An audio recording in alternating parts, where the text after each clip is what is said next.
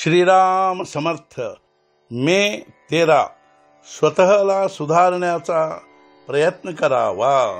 वास्तविक काही न करणे, आपण काही करतो आहोत किंवा आपल्याला काही करायचे आहे असे न वाटणे हाच परमार्थ. देहाने मनाने एकसारखी चळचळ करायची आपल्याला सवय लागली आहे. देहाला स्वस्थ बसायला लावणे कठीण, मनाला स्वस्थ बसायला लावणे हे त्यापेक्षा कठीण. आणि देहाने कर्म करीत असताना मनाला स्वस्थ बसविणे हे अत्यंत कठीण. मनाला खरे म्हणजे स्वास्थ्य हवे, पण ते मिळविण्याकरिता साधन म्हणजे प्रयत्न करणे जरूर आहे. मनाचे स्वास्थ्य बिघडायला कारणे 3. 1. आपल्या इच्छेविरुद्ध गोष्ट होणे. 2. मागच्या आपल्या बऱ्या वाईट कर्मांची आठवण होणे. आणि 3. उद्याची काळजी लागणे.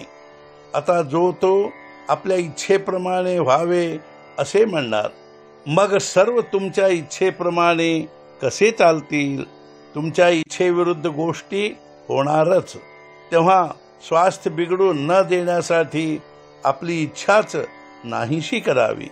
अमुक गोष्ट मिळावी ही बुद्धीच नाही ठेवू. हाव सोडावी, लोकांची आस सोडावी. जे काही होते ते रामाच्या इच्छेने झाले म्हणावे. प्रत्येक गोष्ट रामाने केली म्हणणे म्हणजे अखंड भगवंताच्या अनुसंधानात राहणे. आपला अहमपणा खरोखर किती खोल गेला आहे पहा. समोर दिसत असलेल्या गोष्टीकडे बेमालूम डोळे झाक करून आपण आपल्या दोषांचे खापर बिनदिक्कत दुसऱ्यावर फोडायला तयार होतो.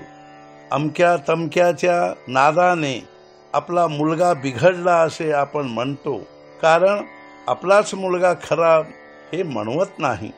ते म्हणण्याची लाज वाटते, म्हणून दुसऱ्याच्या मुलाला आपण वाईट म्हणतो.